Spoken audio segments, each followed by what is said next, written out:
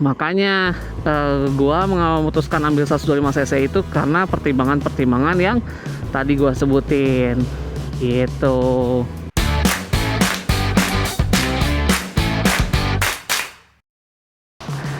Yo semuanya, balik lagi sama gua Gaje Rider Gaijin yang lagi ada di Jepang. Gimana kabar kalian? Semoga kalian selalu sehat sentosa dimanapun kalian berada ya. Yeay. Oke, hari ini gua lagi riding nih ya. Kebetulan lagi riding di prefektur sebelah Gifu. Nama prefekturnya adalah Prefektur Mie ya. Hari ini nggak ada rute tertentu sih kita buat riding mau kemana-kemananya ya, kita sambil riding sambil ngobrol-ngobrol santai aja sih gitu ya. Kebetulan aja tadi gua muter-muter udah sampai Mie, nggak nyangka. Suka nggak sadar diri gitu tanpa mengandalkan maps ini, jadi ya udah mengandalkan insting aja nih, ini kemana gitu ya. Jadi kita akan riding nggak tahu kemana, yang jelas mari kita ikuti insting berkata aja hari ini, mumpung lagi cerah coy gitu.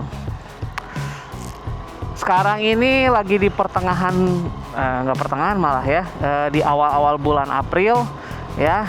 Jepang udah mulai hangat ya. Ini gue juga sebenarnya udah kepanasan ya, karena mataharinya udah mulai panas nih. Walaupun kalau misalnya naik motor tetap kerasa dingin, dan kalau gue lepas jaket ini gue ya, jaket anti dingin gue ini masih kerasa dingin sih.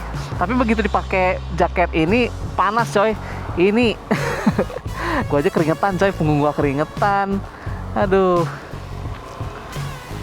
Tapi nanti kalau jalan lagi ya adem lagi sih gitu. Oke.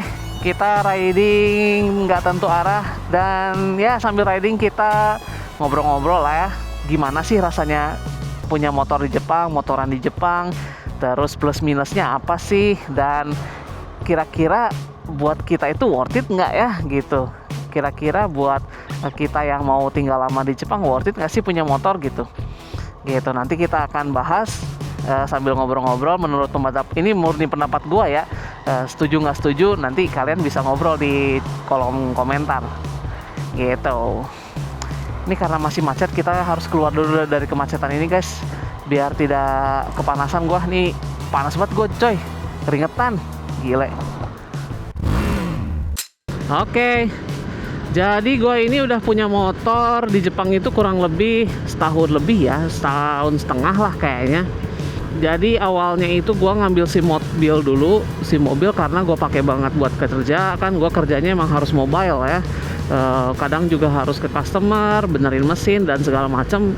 Selain itu yang ngendarainnya udah pada tua-tua coy, udah 50-60, kasihan. Walaupun mereka sehat ya, tapi kasihan aja gitu. Gue yang paling muda di divisi, kalau nggak bisa bawa mobil kan gimana ya, nggak enak kan. Jadi akhirnya gue ambil SIM mobil. Setelah gue ambil SIM mobil, dapat tuh 3 bulan kemudian gue langsung ambil SIM motor ya. Cara ngambil SIM motornya udah gue bahas di video-video sebelumnya, nanti kalian bisa cek aja. Tapi yang jelas gue ngambilnya dua-duanya lewat sekolah mengemudi. Anjir mahal banget coy, bayangin untuk SIM mobil SIM mobil itu 35 juta. Terus SIM motor yang sampai SIM motor yang paling gede itu 25 juta. Gua habis buat ngambil SIM aja itu 60 juta coy. Ya gitulah kenyataannya di Jepang. Ya walaupun sebenarnya banyak sih cara yang lebih murah, tapi apa ya, yang lebih pasti aja sih. Soalnya emang gua udah butuh kendaraan, dan gua tinggalnya di tempat yang benar-benar akses ke kendaraannya, akses ke transportasinya susah. Jadi mau nggak mau harus pakai kendaraan gitu ya. Nah setelah gue ambil SIM motor sama mobil, gue beli motor di tahun 2000 berapa ya, 2024 gitu ya, nggak salah ya, 2025 ya. Jadi gue beli motor di tahun 2025 gitu ya. Awalnya sih ya kan gue kan SIM-nya udah bisa pakai buat motor yang gede gitu, tapi gue memilih untuk tidak ngambil motor gede karena ya satu pertimbangan duit, sama pertimbangan apa namanya maintenance juga kan repot banget. Nah jadi tadinya gue pengen ngambil motor yang gede kan. Motor yang pengen banget itu adalah Hayabusa. Gak tahu diri emang ya Hayabusa. Ya cuman kan Hayabusa lo tau lah sendiri di sini kan mahal ya. Hayabusa yang generasi kedua aja yang mungkin kilometernya masih di bawah 20.000 kilometer itu harganya 100 jutaan lah gitu ya. Ya kalian tahu sendiri ya, gue kan udah habis duit buat ngambil SIM ya. Jadi kayaknya tidak wise kalau gue menghabiskan uang untuk beli motor yang gede kayak gitu. Terus gue turun tadinya pengen motor 250 cc kan, cuman motor 250 cc ya hitungannya masih mahal juga menurut gue gitu. Range harganya itu kayaknya sekitaran 40 juta ke atas gitu. Nah ya seperti biasa dompet gue juga nggak masuk gitu. Ya kan kayak selain gue beli motor, selain gue ngambil SIM motor mobil tadi, gue juga kan beli mobil. Nah, gue juga beli mobil itu juga rongsok, coy. Berapa ya harganya ya? Pokoknya total 30 aja mobilnya aja. Jadi ya bayangin, gue udah hampir mau habis 100 hanya untuk SIM sama mobil aja gitu. Jadi ya tidak wise kalau rasanya kalau gue ngambil beli motor yang yang terlalu overspec buat gua gitu ya. Walaupun sampai hari ini gua masih pengen banget punya Hayabusa ya, suatu saat entah kapan ya, mudah-mudahan aja terjadi ya. Amin gitu. Nah akhirnya setelah banyak pertimbangan gua mengambil motor 125 cc ya. Kenapa 125 cc? Ya kan gue naik motor itu buat kerja dan commuting sehari-hari. Kayaknya motor 125 cc itu masih lebih irit lah ya gitu. Nah gue kaget men, motor 125 cc itu gue pikir kayak Supra bapak gitu kan, yang motor bebek gitu. Ternyata motor yang bebek kayak gitu tuh kayaknya gak ada di sini loh gitu. Justru adanya itu yang motor bentuknya kayak motor naked kayak gini gitu, yang gue beli sekarang ini, dan banyak. Nah gue pikir juga motor 125 cc itu murah juga gitu, sekitar berapa ya, motor baru tuh harganya 25 lah ya, 25 harga motor baru. Ternyata mahal coy, gila. Variasinya emang banyak sih motor 125 cc itu, tapi tidak menyangka harganya sampai 40 juta. Gila men. Makanya langsung gua agak-agak ini kan kaget. Wah, tidak mungkin saya membeli motor 125 cc yang seperti ini gitu. Setelah dicari-cari ya, gue pun nyari kalau bisa dapat yang second kan. Ternyata secondnya pun masih range-nya itu sekitaran berapa ya, 35an gitu ya. Buat gue nggak masuk akal aja sih gitu. Oh iya, tadi kan gue akhirnya memutuskan ambil motor 125 cc gitu.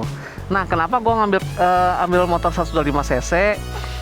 Yang jelas dari harganya murah, yang jelas ya satu.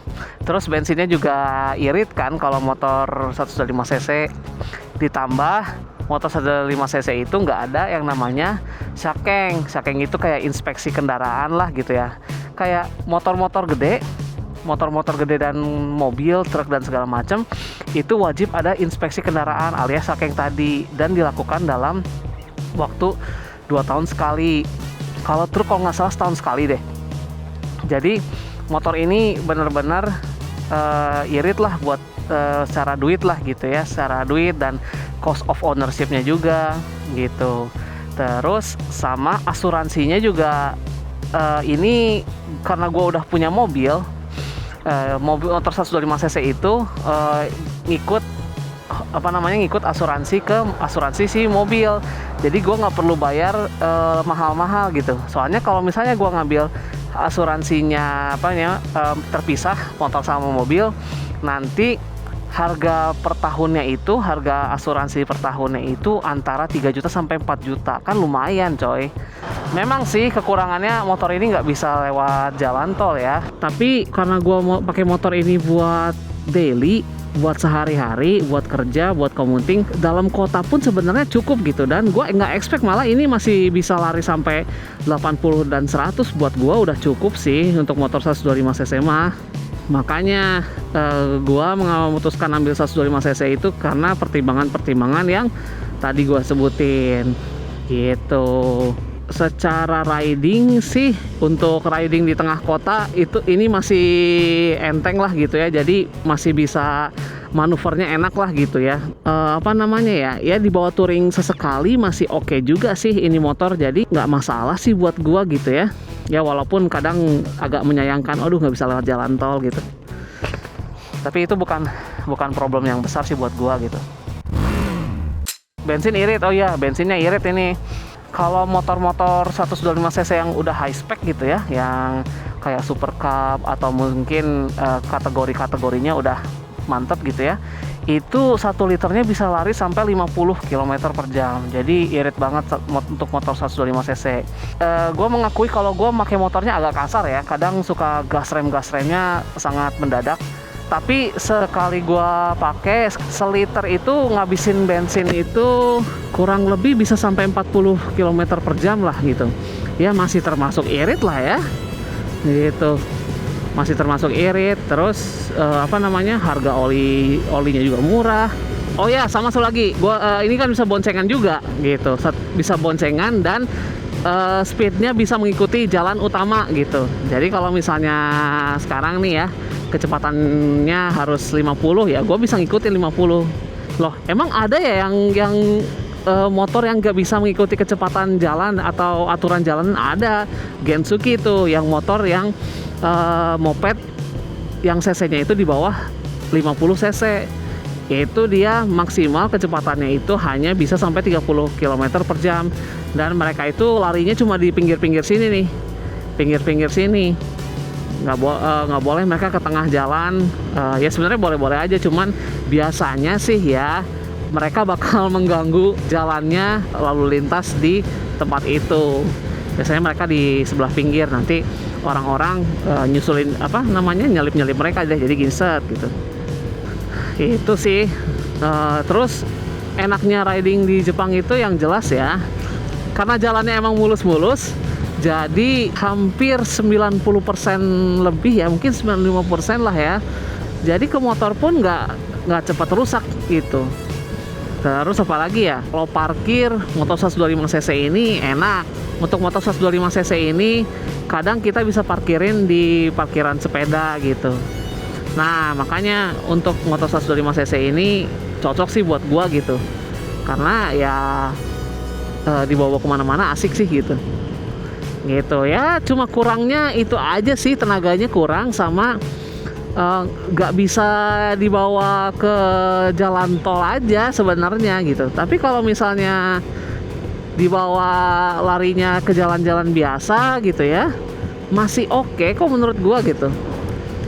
Ya untuk gua yang mendang-mending seperti ini walaupun tenaganya kurang, tapi ya udah bisa ngebawa ke gua kemana-mana lah gitu ya. Udah bisa buat kerja, buat main-main di sekitaran sini, buat touring gitu. Cuman kalau diajak touring sama motor-motor gede ini nggak akan bisa ngejar kecuali kalau si motor gedenya mereka menahan diri gitu ya, bersabar buat nungguin gua gitu. Ngakak sih emang gitu guys ya. Terus apa lagi ya kelebihan sama kekurangannya? Itu aja sih kayaknya kalau motor 125 cc ini. Ya, sejauh ini sih gue puas sama motor ini. Selama masih belum ada tuntutan harus yang gimana-gimana, ya motor ini masih cukup lah buat gue gitu. Ya walaupun kedepannya gue bakal upgrade motor, tapi ya mungkin nggak dalam waktu dekat lah ya.